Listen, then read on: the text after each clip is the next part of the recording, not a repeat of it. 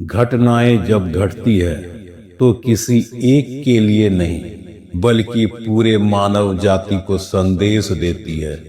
संदेश में छिपे रहस्य को जो मनुष्य समझ जाता है उसका कल्याण हो जाता है। जो नहीं समझ पाता है वह समय के साथ भटकता रहता है।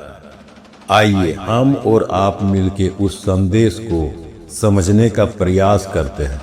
इसे एक कहानी के रूप में सुनेंगे और समझेंगे। कहानी शुरू करते हैं। देवराज इंद्र को यह अहंकार हो गया था कि वह स्वर्ग का राजा है। वह किसी पे भी अपना हुक्म चला सकता है। एक बार देवगुरु से इंद्र कहते हैं, आपको मेरे आदेश के अनुसार कार्य करना पड़ेगा। मगर देवगुरु ने कहा, मैं केवल महादेव का ही आदेश मानूंगा, जिसके चलते दोनों में विवाद हो जाता है। विवाद इतना बढ़ जाता है कि दोनों मिलकर महादेव से ही निर्णय कराने का मन बनाते हैं और कैलाश की ओर चल पड़ते हैं। कैलाश पहुंचते ही महादेव ने अपना दूसरा रूप बनाकर कैलाश के मार्ग में खड़े होकर दोनों का मार्ग रोक देते हैं। इंद्र कहता है कि मार्ग से हट जा, मगर अघोरी के भेष में महादेव कोई जवाब नहीं देते हैं। गुस्से में इंद्र ने उस पर प्रहार कर देता है। प्रहार करते ही महादेव के ललाट से एक अग्नि निकलती है और इंद्र को भस्म करने के लिए आगे बढ़ती है।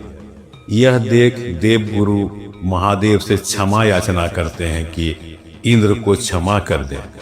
महादेव इंद्र को तो क्षमा कर देते हैं, मगर उस अग्नि का क्या होगा?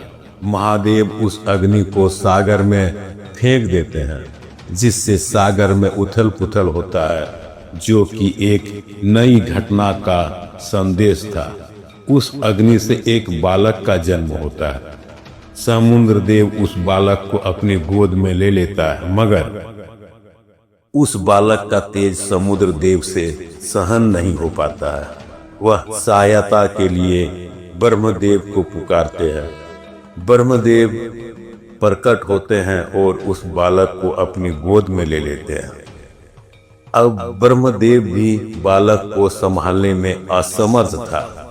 ब्रह्मदेव के आंख से जल की धारा बहने लगती है।